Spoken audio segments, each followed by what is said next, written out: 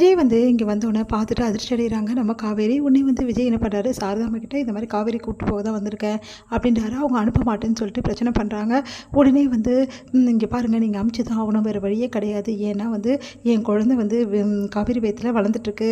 நீங்கள் பாட்டி ஆக போகிறீங்க, நான் அப்பா ஆக போகிறேன், நாங்கள் 2 பேர் பேரண்ட்ஸ் ஆக போகிறோம், இதுக்கப்புறமும் நாங்கள் ஏன் பிரிஞ்சிருக்கணுன்றாரு. அது கேட்டு பயங்கரமாக அதிர்ச்சி அடைகிறாங்க. என்னடி சொல்கிறார் இவர் அப்படின்னோடனே, ஆமாம்மா அப்படி சொல்லிட்டு காவேரின்னு சொல்கிறாங்க. அது கேட்டு செமையாக டென்ஷன் ஆகிறாங்க.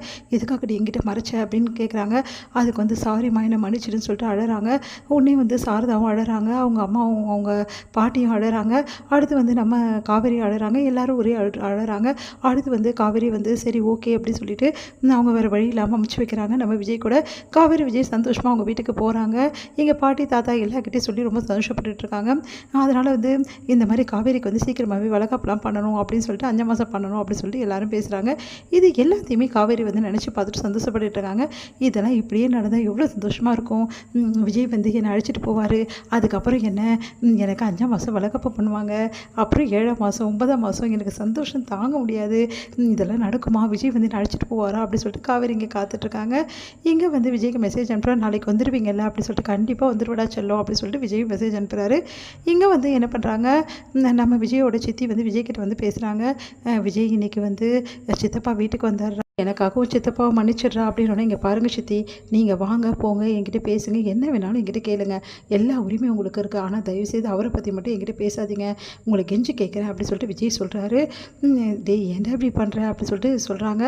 உடனே ப்ளீஸ் சித்தி அப்படின்னு சொல்லிட்டு விஜய் வந்து போயிடுறாரு. நான் அப்போவே சொன்னேன் விஜய் கிட்ட இதை பற்றி பேசாதுன்னு சொல்லிட்டு. கேட்குறியா ராதா, பேசலைன்னா எப்படி இப்படியே உறவுகளாக இருக்க முடியுமா, என் பொண்ணு விட்டு நான் எப்போ பிரிஞ்சு இருக்கணுமா அப்படின்னு சொல்லிட்டு டென்ஷன் ஆகிறாங்க பாட்டி. இங்கே பாருமா கல்யாணி, நீ ரொம்ப ஓவராக பேசுகிற, இதெல்லாம் நல்லதுக்கு இல்லை, அந்த ஆள் பண்ண வேலையெல்லாம் உனக்கு நல்லா தெரியும்ல, தெரிஞ்சு இப்படி பேசிகிட்டு இருக்க அப்படின்றாங்க. அப்போ கரெக்டாக அங்கே வராரு பசுபதியும் அவங்க பொண்ணும். பசுபதியை பார்த்து எல்லாருமே அதிர்ச்சி அடைகிறாங்க. இவர் இப்போ வெளியே வந்தார் அப்படின்னு சொல்லிட்டு.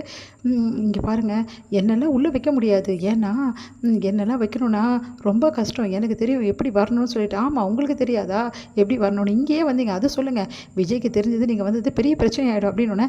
இங்கே பாருங்கள், நான் எல்லாருக்கிட்டையும் மன்னிப்பு கேட்கலான்னு தான் வந்திருக்கேன், ஏதோ தெரிஞ்சு தெரியாமல் இந்த மாதிரி நடந்துடுச்சு, இதுக்கப்புறம் என் பொண்ணும் அஜயும் சேர்ந்து வாழணும், அவங்க 2 பேரும் நல்லா வாழணும்னா இந்த வீட்டில் இருக்கிறது தான் கரெக்டு, அதனால தான் என் பொண்ணை விட்டுட்டு போக வந்தேன் அப்படின்னு சொல்லிட்டு இருக்காரு.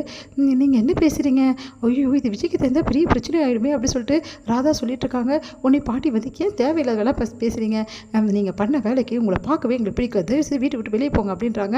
வந்து பாட்டி அதை கேட்டு என்னம்மா நீங்களும் இப்படி பண்ணால் எப்படி அப்படின்னு சொல்லிட்டு ராகினியும் வந்து அவங்க அப்பாவும் பேசிகிட்டே இருக்காங்க. அப்போ கரெக்டாக விஜய் வந்து பின்னாடி இருந்து ஒரு உதைக்கிறாரு பசுபதியை.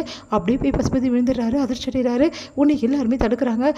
எவ்வளோ தைரியமாக இருந்தால் என் வீட்டுக்கு வந்து என் வீட்டில் உன் பொண்ணை தங்க வைக்கணும்னு நினைக்கிறேன், உனக்கு அவ்வளோதான் மரியாதை வீட்டை விட்டு வெளியே போடா அப்படின்னு சொல்லி கேட்குறேன். என்ன மரியாதை ரொம்ப ஓவராக தேயுது அப்படின்னா, ஆமாம் உனக்கெல்லாம் என்ன மரியாதை கொடுக்குது, நீ எல்லாம் ஒரு மனுஷனா, எவ்வளோ தைரியமாக இருந்தால் வெண்ணிலாவை மேலேருந்து கீழே தள்ளி விட்டுட்டு அவளை இந்த மாதிரி நிலைக்கு ஆளாக்கிட்டு கடைசியில் வந்து அந்த பழியை ஏன் மேலே தூக்கி போட்டு என் வீட்டுக்கே வந்து நியாயம் பேசுறியா, நீ மரியாதை இங்கேருந்து போயிடு, அப்படி போல அப்புறமா நான் யார் எதுன்னு பார்க்கவே மாட்டேன், உன்னை போட்டு தளவு நான் சும்மா இருக்க மாட்டேன் அப்படின்னு.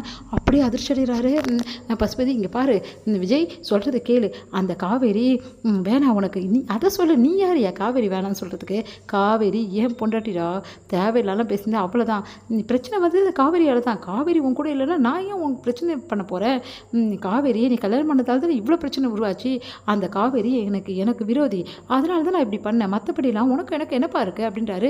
இங்கே பார், காவேரியோட புருஷன் நான், காவேரிக்கு ஏதோ பிரச்சனைனா பார்த்து நான் சும்மா இருக்க மாட்டேன், எனக்கு காவேரி தான் எல்லாமே, தேவையில்லாமலாம் பண்ணிட்டு இருந்தீங்க, அப்புறம் எல்லாருக்கும் சொல்கிறேன் மரியாதை அப்பாவும் பொண்ணு ஓடி போயிடுங்க, அப்படி ஓடலை நானே வந்து பிடிச்சி தள்ள வேண்டியது இருக்கும் வெளியே அப்படின்னு அதிர்ச்சி அடைகிறாரு. பார்த்துக்கிறேன் என்னையும் இப்படி பேசிட்டா, என் அப்பாவை இன்னும் அப்படி பேசுகிற அப்படின்னு சொல்லிட்டு ராகினி சொல்ல, வாய் முடின்னு போயிடு, அப்புறம் உங்கள் அப்பாவுக்கு விழுது தான் உனக்கு விழும் அப்படின்றாரு. அதுக்கிட்ட ராகினி செம்மையாக டென்ஷன் ஆகிறாங்க. உடனே வந்து வேறு வழி இல்லாமல் அவங்க 2 பேரும் அங்கே வந்து கிளம்பி போகிறாங்க. காவேரியை கூட்டின்னு வரான்னு போகலான்னு நினச்சா இந்த மாதிரி வந்து மூடையை ஸ்பாயில் பண்ணிட்டாங்க அப்படின்னு சொல்லி டென்ஷன் வர, என்னது காவேரி கூட்டின்னு வர போறியா அப்படின்றாங்க பாட்டி. ஆமாம் அதெல்லாம் ஒன்றும் வேணாம் விஜய், இப்போ எதுவும் பண்ண வேணாம், பார்த்துல காவேரி வரத்துக்கு முன்னாடி எப்படி நடக்குதுன்னு அதிர்ச்சி அடைகிறாரு.